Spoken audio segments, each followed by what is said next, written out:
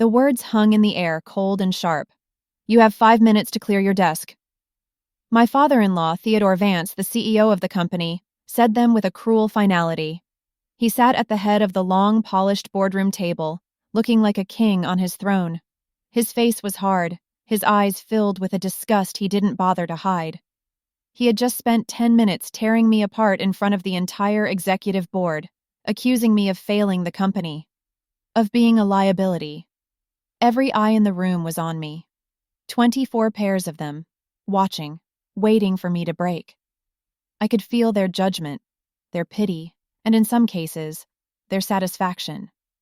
The air conditioning hummed, but the room felt airless, like I was slowly suffocating.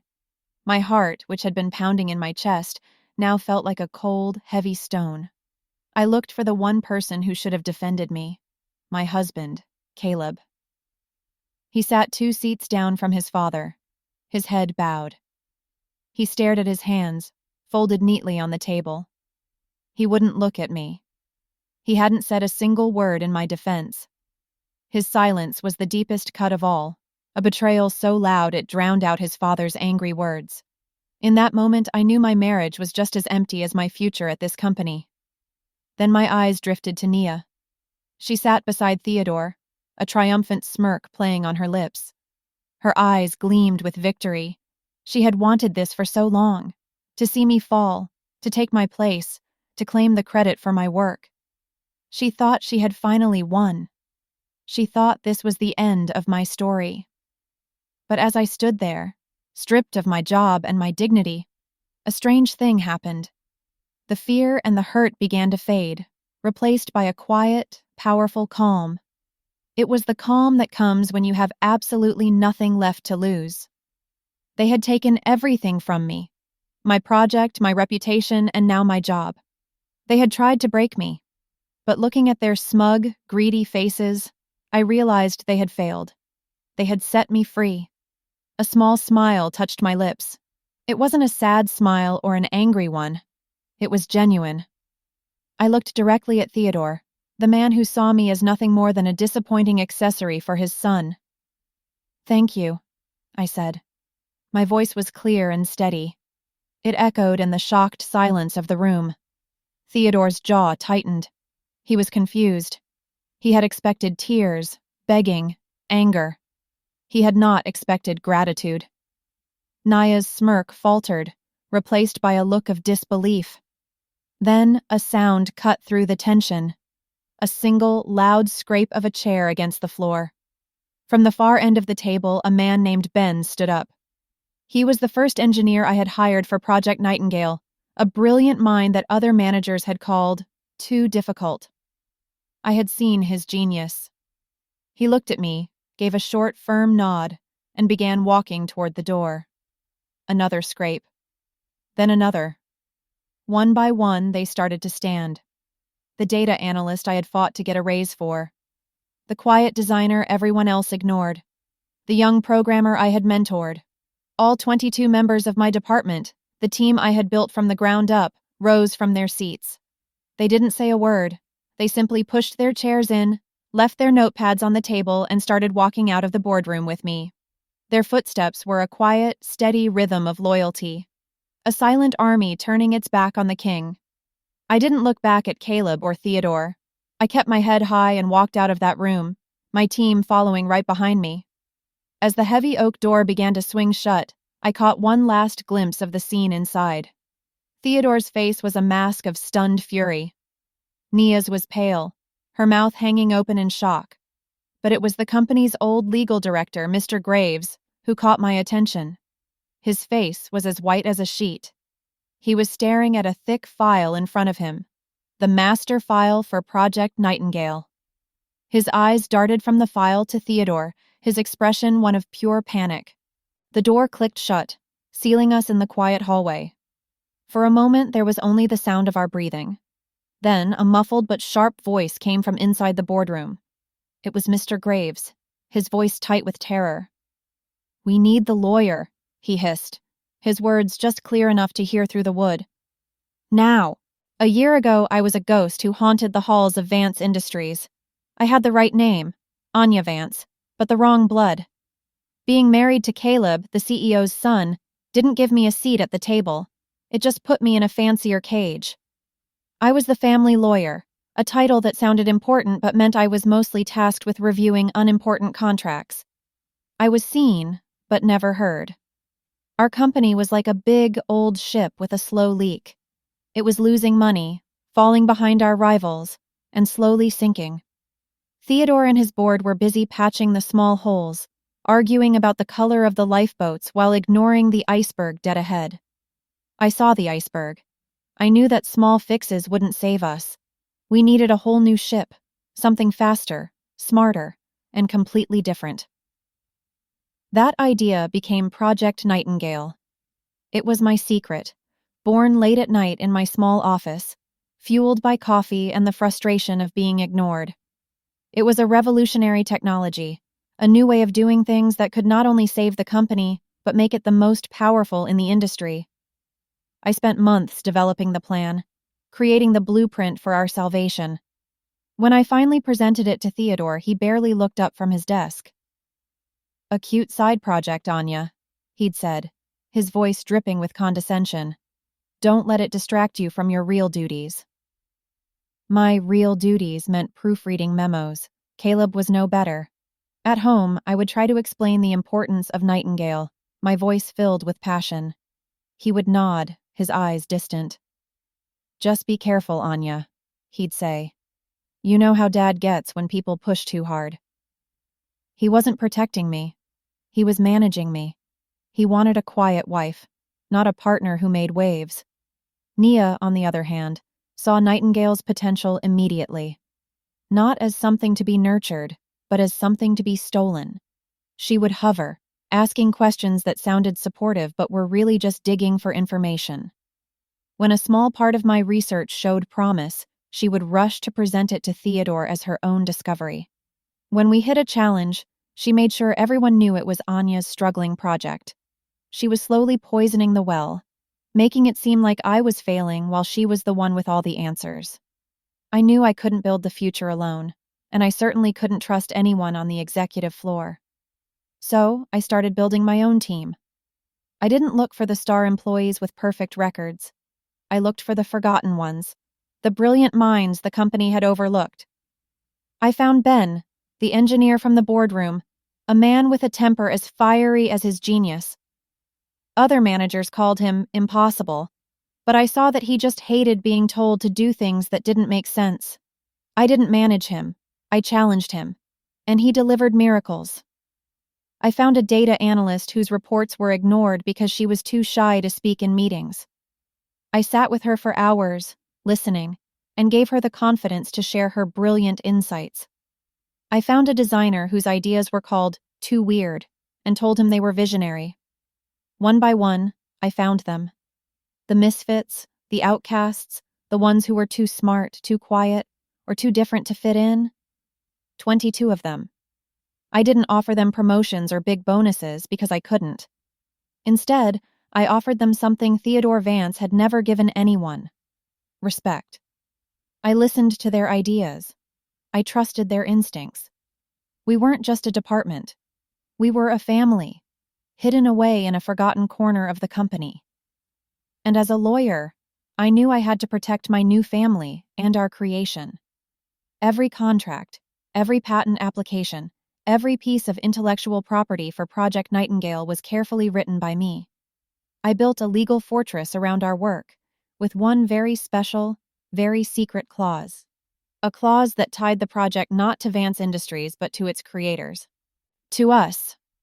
They thought Project Nightingale was just a side project. They had no idea it was a lifeboat, and I was the only one with the keys. The air in the company grew thick with a new kind of energy. Project Nightingale was no longer my secret project. It was the company's only hope. A massive merger was on the horizon, a deal that would save Vance Industries from collapse, and Nightingale was the crown jewel. Suddenly, Theodore Vance was interested.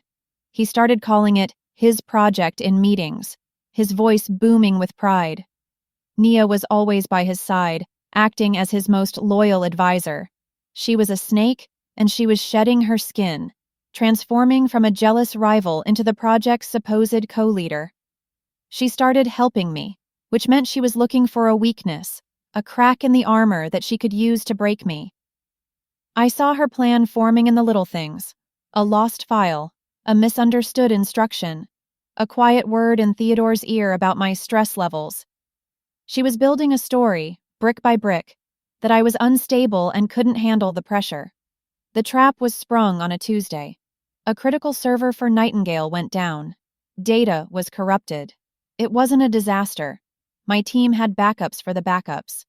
But Naya made it sound like the end of the world. She ran to Theodore, her face a mask of fake panic, and told him I had used an unauthorized protocol. She claimed my recklessness had almost destroyed everything. It was a lie, a carefully crafted one, but Theodore wanted to believe it. He needed a reason to push me aside and give the glory of the merger to someone he trusted, someone who wasn't me. That night was our weekly family dinner. It was always a tense affair, held at Theodore's grand mansion where the silence was as heavy as the expensive silverware. I knew this was my last chance. I had to make Caleb understand. After the plates were cleared, I asked him to walk with me in the garden. The air was cool, and the perfectly manicured hedges seemed to watch us like silent guards. "Caleb, you know what Nia is doing," I said, my voice low and urgent. "You know that server failure was a setup. She's trying to steal my work, and your father is letting her." He wouldn't look at me. He stared at a stone bird bath as if it held the answers to the universe. "Anya, it's complicated. Dad is under a lot of pressure with this merger." "This isn't about pressure," I pleaded, my voice shaking slightly. "This is about right and wrong. I am your wife. I need you to stand with me. Just tell him the truth. Tell him you know I would never be so careless." He finally turned to look at me, and his eyes were full of something I had never wanted to see there. Pity. "Maybe you should just let it go," he said softly. "Nia can handle the presentation. You'll still be part of the team. Just take a step back. Apologize to Dad. It will make things easier for everyone." Easier for everyone. He meant easier for him. In that moment, standing in the cold, perfect garden, I felt the last bit of hope I had for our marriage crumble. He was his father's son, through and through. Weak, afraid, and willing to sacrifice me for his own comfort. The love I had for him didn't die with a bang. It just evaporated. I was completely and utterly alone. I looked at his face, the face I had once loved so much, and I felt nothing. Just a cold, clear certainty. They were going to fire me. They would call a meeting, humiliate me, and cast me aside. They thought they were going to destroy me. I nodded slowly, a strange sense of peace washing over me. "You're right," I said, my voice suddenly calm. "I know what I have to do." He thought I meant I would apologize. He didn't understand. I wasn't preparing to surrender. I was preparing for war, and they had just given me my battle plan. We didn't run. We didn't shout. We walked. The 23 of us moved through the hushed, carpeted hallways of Vance Industries like a silent tide. When we reached the main lobby, with its giant gleaming V on the wall, the security guard looked at us, confused. He saw a whole department, my entire team, walking out in the middle of the day with their heads held high. We didn't stop at our desks. We didn't need to. There was nothing there for us. As the glass doors slid shut behind us and the cool city air hit my face, I took my first real breath of freedom. It felt clean. Ben, my brilliant, grumpy engineer, came to stand beside me. He looked at the towering glass building we had just left and then looked at me. He didn't smile, but his eyes were bright. "So, boss," he said, his voice a low rumble. "What's next?" I smiled. A real, wide smile this time. "Next," I said, "we get a coffee. And then, we change the world." I didn't have to be in that boardroom to know what was happening. I could picture it perfectly. For the first 5 minutes, Theodore would have been consumed by pure rage. He would be pacing, his face red, shouting about disrespect and insubordination. He would call us all ungrateful and replaceable. "Get me a list from HR," he would have roared. "I want a new team in here by morning." Naya would be right there, fanning the flames. She would be thrilled. With me and my loyal team gone, she would think the path was clear. She would see herself sitting in my office, leading my project, taking all the glory. She would be imagining her name in press releases, her picture in magazines. She was standing at the finish line of a race, celebrating, not realizing the track behind her had just vanished. And then Mr. Graves would have cleared his throat. He would be the calm in the storm, the one person in the room who understood that the problem wasn't about feelings or loyalty. It was about the law. I could see him, his old, tired eyes looking at Theodore over the top of his glasses. "Theodore," he would begin, his voice quiet but firm, cutting through the anger. "We can't replace them." "What do you mean we can't?" Theodore would snap. "Everyone is replaceable." And that's when Mr. Graves would open the master file for Project Nightingale, the one I had personally delivered to his office a week ago. He would turn to a specific page, a page I knew by heart. "I'm afraid not," Mr. Graves would say. "Anya structured this differently. Very, very differently." He would then have to explain it to them in simple terms, because they were businessmen, not lawyers. He would tell them that Vance Industries didn't actually own Project Nightingale. Not really. When I built my team, I didn't just give them jobs, I made them partners. I had created a separate, small, legal company, a shell, holding one thing and one thing only: the intellectual property of Project Nightingale. Every line of code, every design, every patent was owned by this tiny, invisible company. And the owners of that company were me and the 22 people who had just walked out. Vance Industries had a contract, of course, a licensing agreement. It gave them the exclusive right to use Project Nightingale, to build it, to sell it. But that agreement had one very important condition. It was only valid as long as the project was under the direct leadership of its creator, me. The moment Theodore stood up and said, "You're fired," he didn't just end my employment. He triggered that clause. He broke the contract. In that single, arrogant moment, he had legally severed his company's only connection to its own future. Mr. Graves would have to spell it out for them. "They have the factory," I could almost hear him say, his voice heavy with dread. "But Anya and her team have the blueprints, the engine, and the keys to the front door. What we have left, Theodore, is an empty building, a worthless shell. The multi-billion-dollar merger wasn't just in trouble. It was gone. You can't sell a car you don't own." The silence in that room would have been absolute.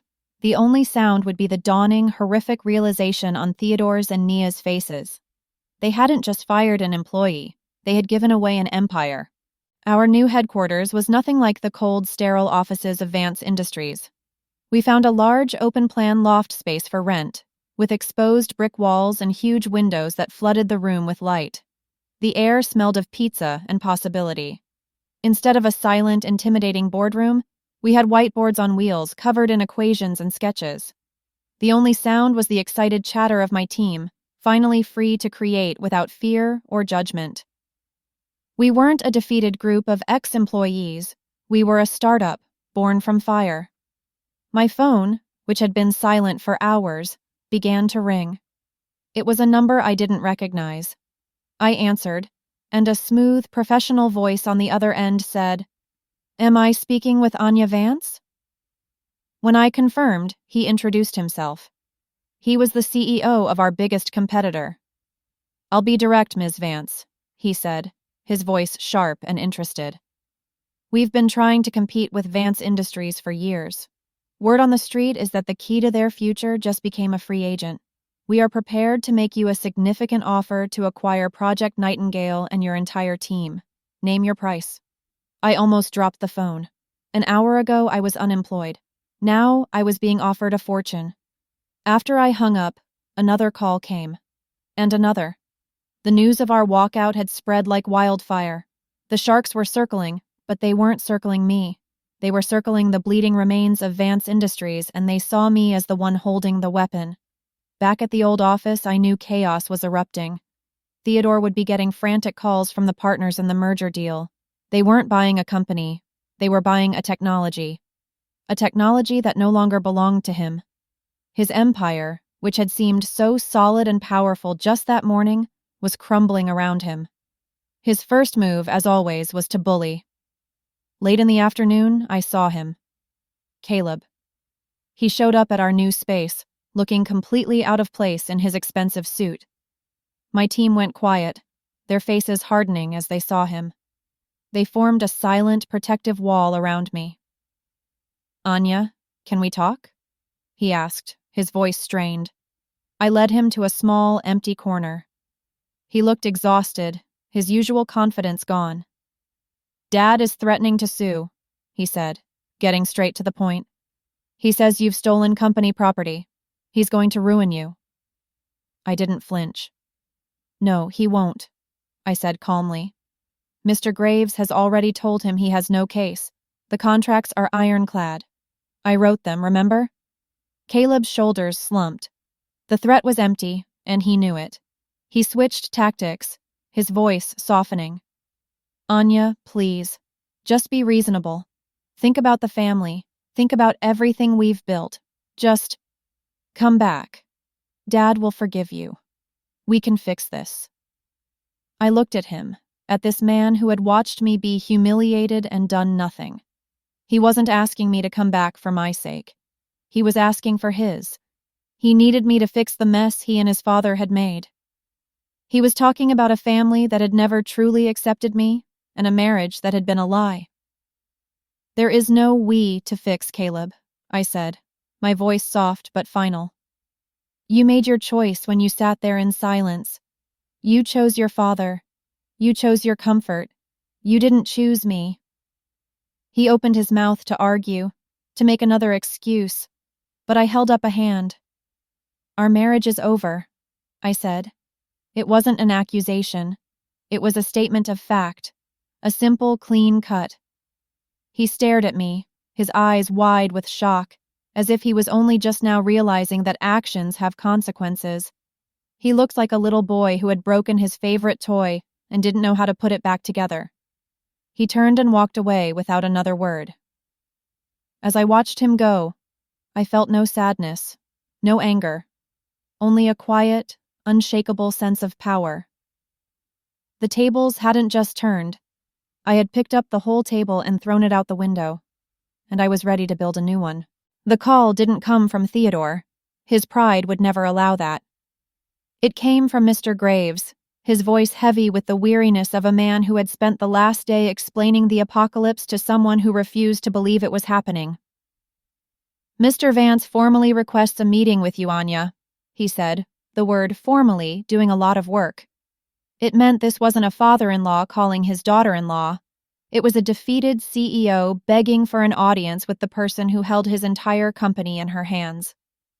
"I'll meet with him," I said, my voice even, "but on one condition. He comes here." There was a pause on the other end of the line. I knew what Mr. Graves was thinking. Theodore Vance did not travel. People came to him. They were summoned to his top-floor office, a room designed to intimidate, with its dark wood, sprawling views of the city, and a desk the size of a small car. He was a king who never left his castle. "I will relay the message," Mr. Graves finally said. An hour later, the king arrived. He walked into our bright, noisy loft, and it was as if all the color and sound were sucked into the black hole of his presence. My team fell silent watching him. He looked so out of place. The tailored suit that had once seemed like armor now just looked like an expensive costume on a tired old man. His eyes, which had been so full of fire and arrogance in the boardroom, were dull. He looked smaller here, stripped of his throne and his power. I met him in the center of the room. I didn't offer him a seat. "Anya," he began, his voice raspy. He tried to inject his usual authority into it, but it cracked. "This has gone on long enough. Let's end this foolishness." I just waited, my expression unreadable. He took my silence as an invitation to bargain. He offered me the world he knew, the only things he believed had value. "You can have your job back," he said. "Senior Vice President. We'll create a new title for you. You can name your salary. A blank check. And Nia," he added, a flicker of his old ruthlessness returning. "We'll fire her this afternoon. Publicly, if you like." He thought this was what I wanted. Revenge, money, a higher position in his kingdom. He was trying to buy me, to put me back in my place, just on a slightly higher shelf. He still didn't understand. I let the silence hang in the air for a long moment before I spoke. "You think this was about a bigger office, Theodore?" I asked, my voice dangerously quiet. "You think I built Nightingale so I could get a better title or fire a jealous rival?" He stared at me, confused. "You're offering me a fancier cage," I said, taking a step closer. "I'm not interested in cages anymore. I'm interested in freedom and ownership." I saw the last bit of hope drain from his face. He finally understood that he had nothing to offer me that I wanted. He had no power here. "So here are my terms," I said, my voice clear and sharp, cutting through the silence of the room. "They are not negotiable. First, my company, which we are calling Nightingale Innovations, will proceed with the merger, but not as your subsidiary. We will be equal partners. Your company will provide the manufacturing infrastructure we need, and for that, Vance Industries will retain a 10% stake in the final deal." His eyes widened in horror. 10%.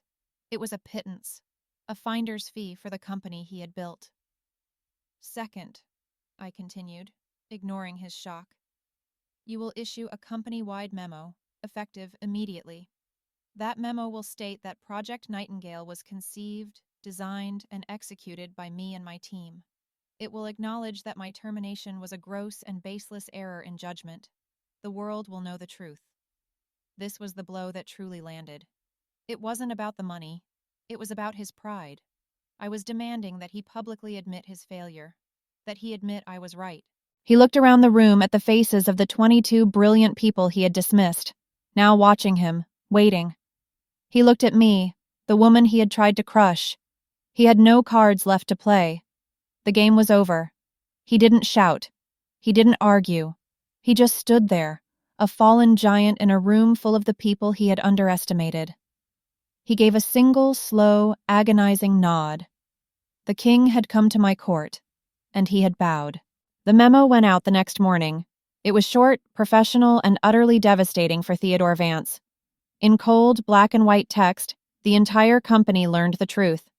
Project Nightingale was my creation, and my termination had been a mistake. The silence in the offices of Vance Industries was said to be absolute. There was no celebration, no gossip. Just the quiet, dawning realization that the king had been toppled, not by a rival, but by a ghost he had created himself. The merger went through, but it wasn't the deal Theodore had dreamed of. His company wasn't the conqueror, it was a glorified supplier. Nightingale Innovations, our new company, was the star of the show, the equal partner that held all the valuable assets. Vance Industries was saved from bankruptcy, but it was a hollow victory. It was a body without a soul. A week later, Theodore announced his retirement. He didn't get a grand farewell party. He just faded away, a footnote in the story of the empire he had lost. As for Nia, she was fired the same day the memo was released. There was no dramatic confrontation. Her access card simply stopped working. She became a ghost of a different kind, her name vanishing from industry chatter, her ambition turning to dust. She had hitched her wagon to a falling star and was crushed in the wreckage. The final piece of my old life was Caleb. We met in a sterile lawyer's office to sign the divorce papers. He looked older, worn down by the consequences of his own inaction. He tried to speak, to offer one last weak apology. "Anya, I never wanted—" I didn't let him finish. Not out of anger, but because it no longer mattered. His words were echoes from a life I didn't live anymore. I signed my name on the dotted line, the pen stroke clean and firm. It felt like closing a book I had finished long ago.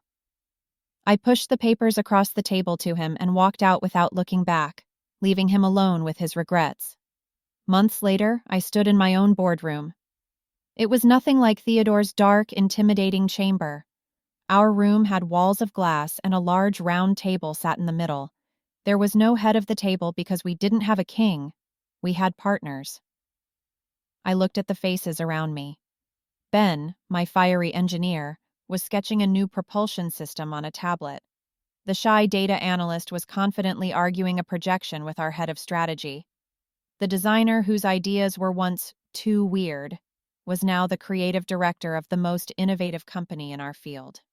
All 22 of them were here. They weren't just employees drawing a salary, they were owners. They were the heart of Nightingale Innovations. They hadn't followed me out of that boardroom for the promise of money or power. They had followed me because for the first time in their careers, they were seen. They were respected. Theodore had built an empire on fear and control, and it had crumbled the moment his power was challenged. We were building something new, an empire founded on loyalty and trust, an empire that was stronger because it was built together. I thought back to that moment in Theodore's boardroom, the humiliation, the cold silence, his cruel words. I remembered the small, calm smile that had confused them all. My thank you. He thought he was firing me, breaking me, ending my career. He had no idea that he was setting me free. He wasn't ending my story. He was giving me the power to finally begin it. A real, genuine smile spread across my face as I looked at my team, my partners, my family. All right, I said, my voice ringing with clarity in our new home. Let's get to work.